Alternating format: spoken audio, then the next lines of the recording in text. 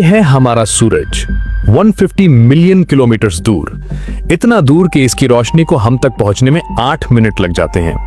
मगर पता है, आज से ठीक 5 बिलियन साल बाद ये सूरज इतना बड़ा हो जाएगा कि लिटरली बुध, शुक्र और शायद हमारी धरती को भी निगल जाएगा। अभी जो सूरज आपको आसमान में दिख रहा है ना, वो अपनी लाइफ के एकदम प्राइम टाइम में है। जैसे एक 35 साल का हेल्दी इंसान, बिल्कुल स्टेबल, एनर्जेटिक और बैलेंस्ड। मगर ये हमेशा ऐसा नहीं रहेगा, क्योंकि हर तारे की एक लाइफ होती है, एक जन्म, एक जवानी, एक बुढ़ापा और फिर मौत। और आज इस वीडियो में हम बात करेंगे उस दिन की जब हमारा सूरज अपने बुढ़ापे में एंटर करेगा, जब वो बन जाएगा एक रेड जायंट। और उस दिन धरती का क्या होगा? क्या हम बच पाएंगे? क्या हमारी सभ्यता सरवाइव कर पाएगी? तो चलिए शुरू करते हैं। अब पहले ये समझते हैं कि सूरज काम कैसे करता है। देखो, सूरज कोई जलती हुई आग की गेंद नहीं है, यह है एक मैसिव न्यूक्लियर फ्यूजन रिएक्टर। इसके कोर में हर second 600 million ton hydrogen helium में कन्वर्ट हो रहा है। ये देखना, सूरज के अंदर का टेम्परेचर 15 मिलियन डिग्री सेल्सियस है। इतना गर्म कि अगर आप सूरज के एक चम्मच साइज के मटेरियल को धरती पर लाओ तो वो 150 किलोमीटर के दायरे में हर चीज को वेपराइज कर देगा। मगर सबसे इंटरेस्टिंग बात पता है क्या है? ये जो फ्यूजन प्रोसेस है ना, यही सूरज को जिंदा रखता है, यही उसका फ्यूल है। और जब तक इसके अंदर हाइड्रोजन है, तब तक सूरज स्टेबल रहेगा। But what happens when the fuel runs out? अभी सूरज की उम्र है 4.6 बिलियन साल, और साइंटिस्ट का कैलकुलेशन बताता है कि अभी इसके पास और 5 बिलियन साल का हाइड्रोजन फ्यूल बचा हुआ है। मगर 5 बिलियन साल बाद क्या होगा? धीरे धीरे सूरज के कोर में हाइड्रोजन खत्म होने लगेगा। अब यहां पर एक मजेदार फिजिक्स होती है। देखो, सूरज दो फोर्सेस के बीच एक परफेक्ट बैलेंस में है। नंबर 1 ग्रेविटी, जो इसे अंदर की तरफ दबा रही है, कंप्रेस कर रही है। नंबर 2 न्यूक्लियर फ्यूजन का प्रेशर, जो इसे बाहर की तरफ पुश कर रहा है। अभी दोनों बराबर हैं, इसीलिए सूरज स्टेबल है।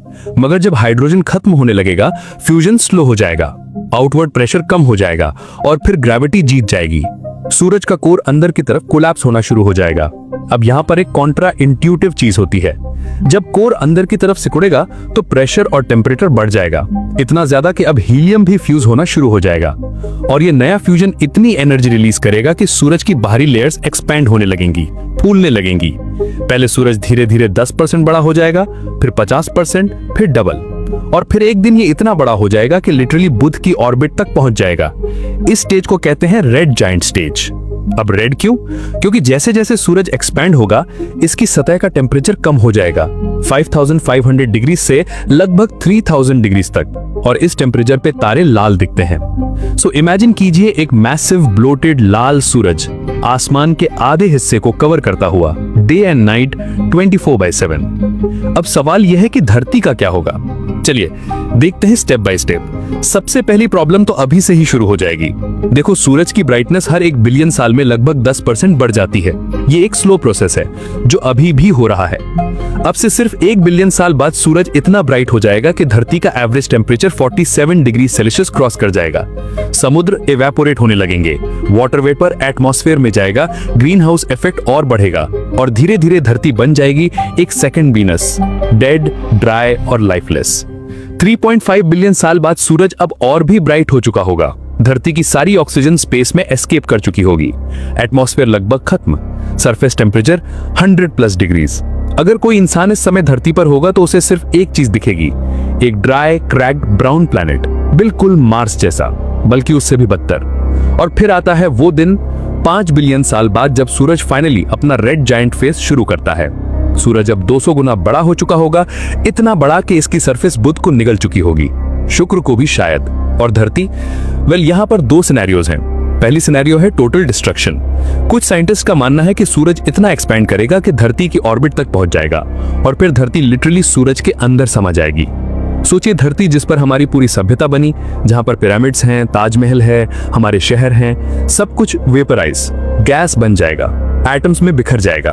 मगर कुछ दूसरे साइंटिस्ट कहते हैं कि जब सूरज एक्सपैंड करेगा तो वो अपना मास भी लूज करेगा, स्पेस में मटेरियल थ्रो करेगा, और जब सूरज का मास कम होगा तो उसकी ग्रेविटी भी कम हो जाएगी, और फिर धरती की ऑर्बिट बाहर की तरफ शिफ्ट हो जाएगी।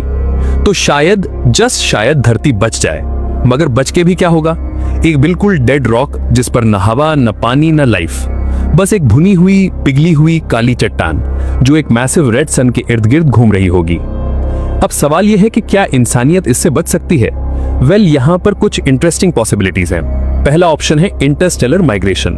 अगर हम अगले 1 बिलियन साल में इतने एडवांस हो गए कि इंटरस्टेलर ट्रैवल कर सकें, तो हम दूसरे स्टार सिस्टम्स में माइग्रेट कर सकते हैं। पास के स्टार्स जैसे प्रोक्सिमा सेंटोरी, अल्फा सेंटोरी के प्लैनेट्स पर कॉलोनीज बना सकते हैं। ये साइंस फिक्शन लग रहा है ना, मगर यही तो हमारा ओनली ऑप्शन है लॉन्ग टर्म में। दूसरा ऑप्शन है प्लैनेटरी इंजीनियरिंग। कुछ साइंटिस्ट ने एक क्रेजी आइडिया दिया है। वो कहते हैं कि हम एस्ट्रॉइड्स को यूज करके धरती की ऑर्बिट को स्लोली बाहर की तरफ शिफ्ट कर सकते हैं। जैसे जैसे सूरज गर्म होगा, हम धरती को दूर ले जाएंगे, एक परफेक्ट डिस्टेंस मेंटेन करेंगे। Sounds impossible, right? मगर हमारे पास अरबों साल हैं इसे परफेक्ट करने के लिए। तीसरा ऑप्शन है अंडरग्राउंड सिविलाइजेशन।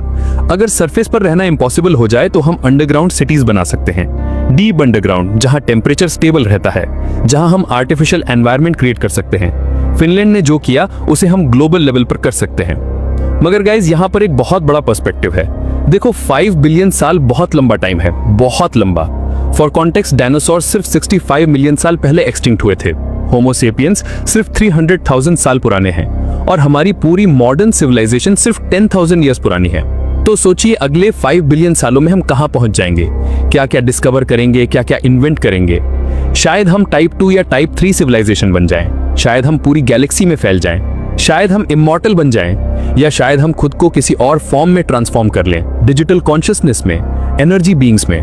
पॉसिबिलिटीज एंडलेस है। अब सूरज के बाकी के जर्नी की बात करें तो रेड जायंट फेज में सूरज लगभग 1 बिलियन साल तक रहेगा। इस दौरान वो अपनी बाहरी लेयर्स को स्पेस में थ्रो करता रहेगा।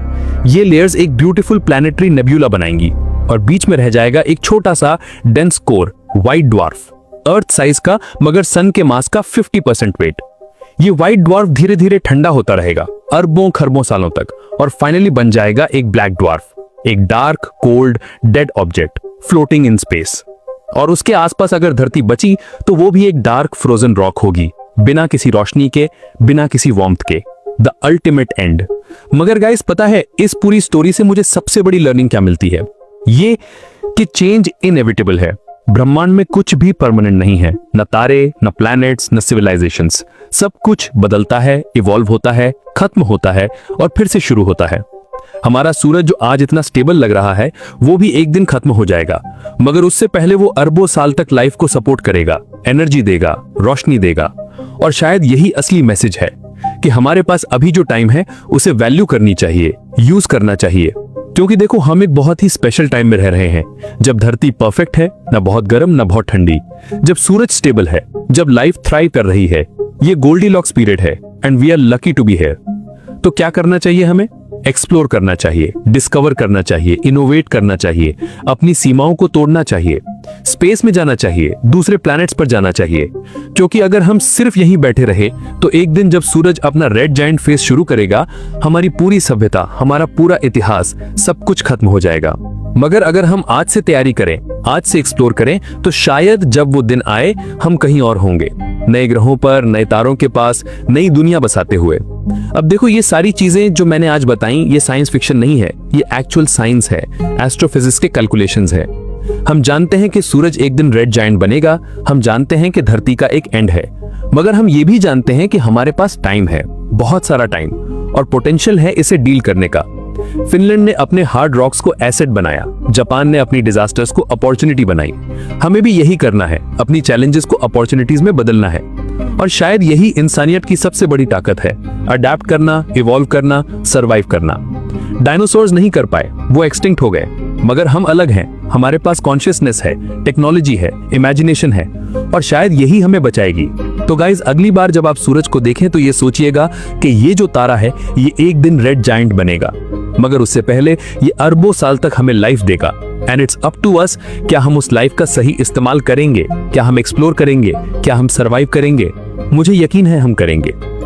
ये थी आज की कहानी सूरज के रेड जायंट बनने की और धरती के भविष्य की। अगर आप मज़ीद ऐसी इस्लामिक फैक्ट वीडियोस देखना चाहते हैं तो वीडियो को लाइक और चैनल को सब्सक्राइब करें।